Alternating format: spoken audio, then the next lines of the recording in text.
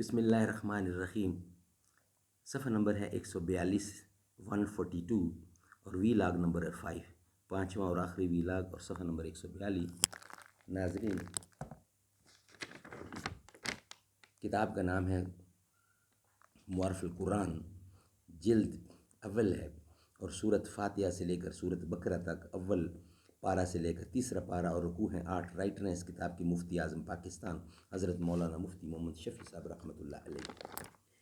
بسم اللہ الرحمن الرحیم،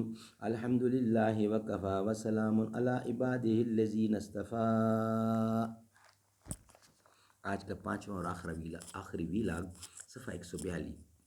وَإِن كُنتُمْ فِي رَيْبٍ، لفظ ریب کا ترجمہ اردو میں شک کا کیا جاتا ہے، مگر امام راغب اصفہانی نے فرمایا کہ در حقیقت ریب ایسے تردد اور وہم کو کہا جاتا ہے جس کی بنیاد کوئی نہ ہو، ذرا غور و تأمل کرنے سے رفع ہو جائے۔ اس لیے قرآن کریم میں اہل علم سے ریب کی نفی کی گئی ہے، اگرچہ وہ مسلمان نہ ہوں، جیسے ارشاد فرمایا وَلَا يَرْتَبَ الَّذِينَ أُوتُوا الْكِتَابَ وَالْمُؤْمِنُونَ۔ یہی وجہ ہے کہ شروع سورت بقرہ میں قرآن کریم کے متعلق فرمایا لا ریب فی، کہ اس میں کسی ریب کی گنجائش نہیں، اور اس آیت میں فرمایا وَإِن كُنتُمْ فِي رَيْبٍ، یعنی اگر ہو تم کسی تردد میں، جس کا حاصل یہ ہے کہ اگرچہ قرآن کریم اپنے واضح اور معجزانہ دلائل کی بنا پر کسی شک و تردد کا محل نہیں ہے، لیکن اپنی ناواقفیت سے پھر بھی تمہیں کوئی تردد ہے تو سن لو۔ فَأْتُوا بِسُورَةٍ مِّن مِّثْلِهِ، لفظ سورہ کے معنی محدود قطع کے ہیں، ٹکڑا، اور سورت قرآن اس خاص حصہ قرآن کو کہا جاتا ہے جو بذریعہ وحی ممتاز اور علادہ کر دیا گیا ہے۔ پورے قرآن میں اس طرح 114 صورتیں چھوٹی بڑی ہیں، اور اس جگہ لفظ صورت بغیر الف لام میم کے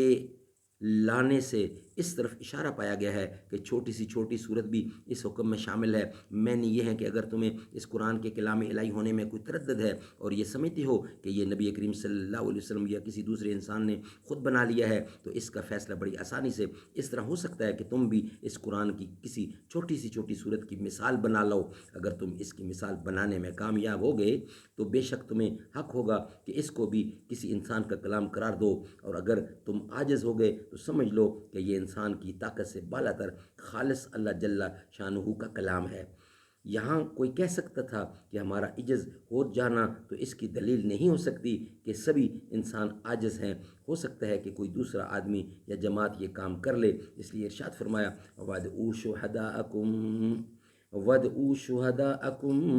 مِّن دُونِ اللَّهِ۔ شہداء شاہد کی جمع ہے، جس کے معنی حاضر کے آتے ہیں۔ گواہ کو بھی شاہد اس لیے کہا جاتا ہے کہ اس کا حاضر عدالت ہونا ضروری ہے۔ اس جگہ شہداء سے مراد یا تو عام حاضرین ہیں کہ سارے جہان میں جس سے تم اس کا کام مدد لینا چاہو مل جل کر بھی لے سکتے ہو، اور یا اس سے مراد ان کے بت ہیں جن کے بارے میں ان کا یہ خیال تھا کہ قیامت کے روز یہ ہمارے لیے گواہی دیں گے۔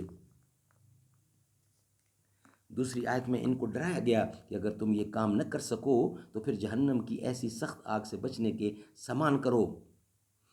سامان کرو جس کے انگارے آدمی اور پتھر ہوں گے، اور وہ تم سے ایسا انکار کرنے والوں کے لیے تیار کی گئی ہے۔ اور اسی جملہ کے بیچ میں جو واقعہ ہونے والا ہے اس کی خبر بھی دے دی، وَلَن تَفْعَلُوا، یعنی خواہ تم کتنا ہی انفرادی اور اجتماعی زور لگاؤ، تمہاری مجال نہیں کہ اس کی مثال بنا سکو۔ اس پر غور کیا جائے کہ جو قوم اسلام اور قرآن کی مخالفت اور اس کو گرانے مٹانے کے لیے اپنی جان، مال، آبرو، اولاد سب کچھ قربان کرنے کے لیے تلی ہوئی تھی، اس کو یہ آسان موقع دیا جاتا ہے کہ قرآن کی چھوٹی سی چھوٹی صورت کی مثال بنا لو تو تم اپنے مطلب میں کامیاب ہو سکتے ہو، اور یہ کہہ کر ان کی غیرت کو جوش میں لایا جاتا ہے کہ تم ہرگز یہ کام نہ کر سکو گے۔ مگر پوری قوم میں کوئی بھی اس کام کے لیے آگے نہ بڑھا۔ اس سے بڑھ کر کون سا اعتراف ہے اپنے عجز کا اور قرآن کریم کے کلام اللہ ہونے کا ہو سکتا ہے، جس سے معلوم ہوا کہ قرآن کریم نبی کریم صلی اللہ علیہ وسلم کا ایسا کھلا ہوا معجزہ ہے جس نے تمام سرکشوں کی گردنیں جھکا کے رکھ دی۔ اللہ تعالیٰ سمجھ کی توفیق دے۔ یہ قرآن حفاظت اس کی اللہ نے کرنی ہے، یہ نبی کریم پر اترا ہے، اس جیسا نہ کوئی پہلے تھا نہ بعد میں آئے گا، نہ کوئی بنا سکتا ہے۔ کھلا چیلنج ہے کافروں کے لیے کہ بنا سکتے ہو تو قرآن کریم کی کسی چھوٹی صورت جیسی ملتی جلتی بھی کچھ نہ کچھ کر لو، اکٹھے نہیں تو سب کو بلا لو، ساری دنیا کو اکٹھا کر لو، مگر چیلنج ہے کہ تم کر نہیں سکو گے، اور ایسا ہی ہوا۔ اللہ تعالیٰ سمجھنے کی توفیق عطا فرمائے، آمین ثم آمین بجا خاتم